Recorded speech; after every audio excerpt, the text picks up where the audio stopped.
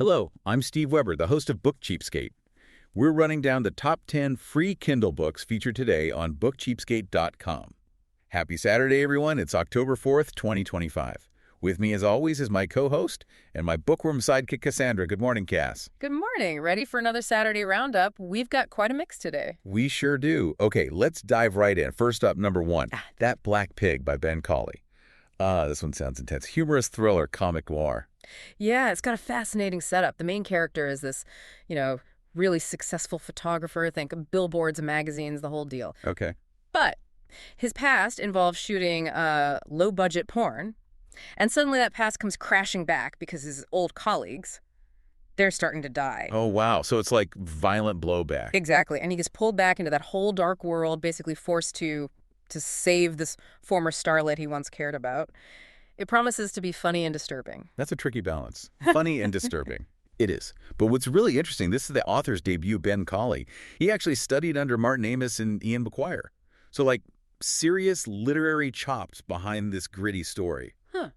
That's unexpected. Right. And get this, his background includes stand-up comedy and being a marketing manager for places like Apple and NASA. Okay, that is quite the resume. So you've got literary training, comedy timing, and maybe some corporate cynicism all mixed in. Seems like it.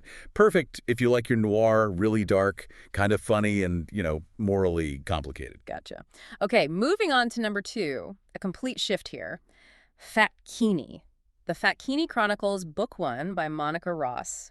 New adult romance. Yeah, and this one's really leaning into body positivity. Our heroine is Zelda Gordon. She's plus size, she deals with chronic illness, and she's trying to get her confidence back after a horrible breakup. Let me guess, the ex said something awful. Yep, called her a beached whale. Just brutal. Ugh. Yeah. So how does she recover? Well, that's the twist. She finds support and, romance with 2 partners, Drew and Ethan, and they totally embrace her, call her a Valkyrie, love her unconditionally. 2 partners. Okay. Mm-hmm. And it's not just about the romance. There are real stakes. Like, jealousy could ruin everything, plus the ex is apparently still lingering and causing trouble. More dangerous than her curves, as the description puts it. So it's about healing and self-love, really, with romance as part of that. Exactly. Great for readers looking for that kind of representation and emotional depth. All right, number 3 sounds like fun. How to Summon a Fairy Godmother. A laugh-out-loud fairy tale what-if. Laura J. Mayo. Humorous fairy tale fantasy. Oh, this one sounds like a blast.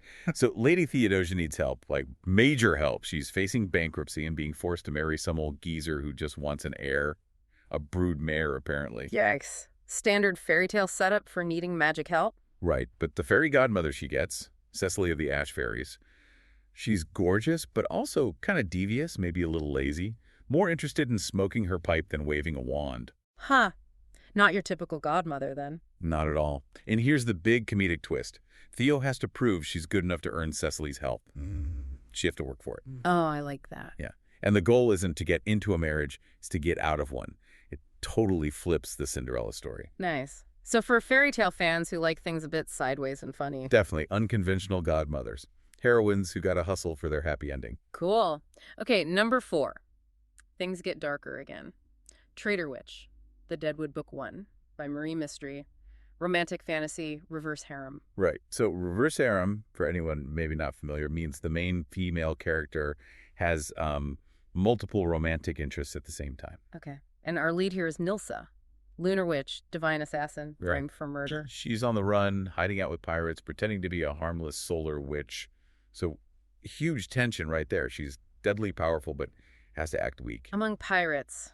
That sounds complicated. Oh, it gets better. The crew she's with includes a cursed fae, 2 broken shifters, an overprotective vampire, and she apparently spends a lot of time fighting the urge to just murder their captain. Okay, that's a crew. And then there's a romance angle. Mm-hmm. A siren claims Nilsa as a mate, plus there are 4 immortal guys tempting her. Even though she says she has no place for men. Exactly. Her main goal is survival and clearing her name to get back to her peven, but all this temptation keeps getting in the way. Lots of danger, lots of secrets. Sounds perfect for readers who love those complicated, high-stakes romantic fantasies with powerful, conflicted heroines. For sure.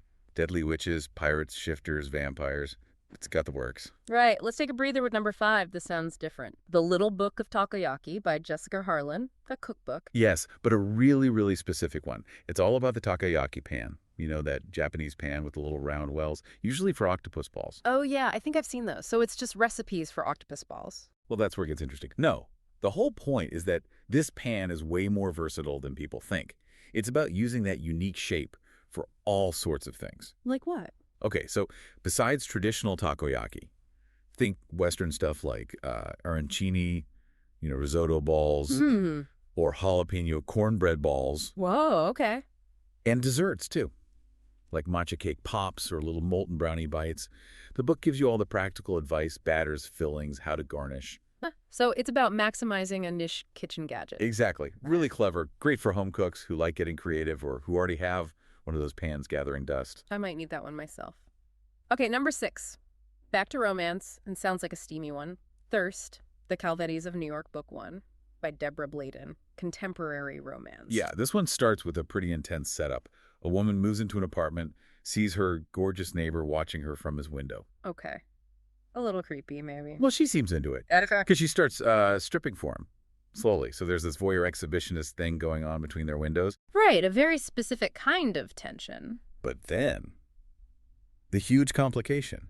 She's pitching her startup business idea to investors. Oh, don't tell me. Yep.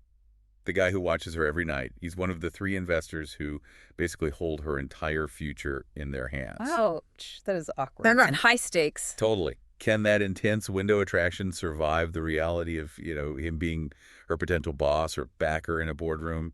Power dynamics galore. Yeah, that mix of office politics and that kind of exhibitionist tension sounds dramatic. Definitely for readers who like that collision of business and very personal pleasure.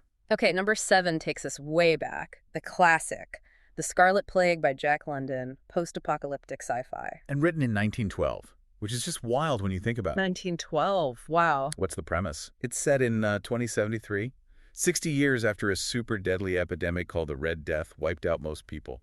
Civilization basically collapsed. Sounds familiar, sadly. Right. And the story focuses on this old man, James Howard Smith. He's one of the few survivors who remembers the before times. He's trying to tell his grandsons about science, technology, society. But they don't get it. Not at all. They've only known this brutal, savage world. To them, his stories about the past are just indecipherable babble. They actually mock him. Oh, that's heartbreaking, the loss of knowledge. Exactly. It's about how fragile civilization is, how easily knowledge can just vanish in a generation. London was always exploring themes of humanity and nature, and this feels incredibly relevant today. A must-read for classic sci-fi fans, then. Yeah. Heavy stuff. Definitely thought-provoking. Okay, let's shift gears slightly with number 8. Still serious, but different. Sober on a Drunk Planet by Sean Alexander. Self-help, quit lit. Yeah, this one's aimed squarely at people caught in that drink, hangover, regret, repeat cycle. People who are just sick and tired of feeling sick and tired from alcohol. Sounds like it speaks directly to a specific struggle. It does. And the approach seems practical, non-judgmental. It talks about offering uncommon steps, specifically these 3 sober steps that might be different from more traditional methods. Different how? It seems focused on moving people from just wanting to stop drinking to actually doing it. And it highlights the tangible benefits, getting back more time, more energy, more money. So practical motivation. Exactly. It aims to meet people where they are and give them fresh tools if they're genuinely ready for a change. Sounds very action-oriented. Good resource for people looking for that. Okay, 2 more. Number 9, A Ghost of a Chance, Witchwood's Funeral Home Book 1 by Morgana Best. Humorous, cozy mystery. Ooh, I like the sound of this. Yeah. Cozy mystery, but with ghosts. Our main character, Laurel, inherits a funeral home. A dead-end job. The description probably jokes. Almost certainly. And yeah, she discovers she can see ghosts, which comes in handy because there's been a murder in the funeral home. Well, that's bad for business. Exactly. It's strangling the finances. So she has to solve the murder, presumably with some help from a ghost. The description mentions a wisecracking ghost anyway. Nice. What else is she dealing with? Oh, just a manipulative mother and a handsome but secretive accountant. Yeah. Standard cozy mystery complications. Right. Sounds fun, though. Yeah, and it's the start of a USA Today best-selling series, so clearly the author knows how to mix the humor, the mystery, and the supernatural. Lots of puns, I bet. Grave responsibility, perhaps. Perfect for cozy fans who like a good laugh at their ghosts. Holy.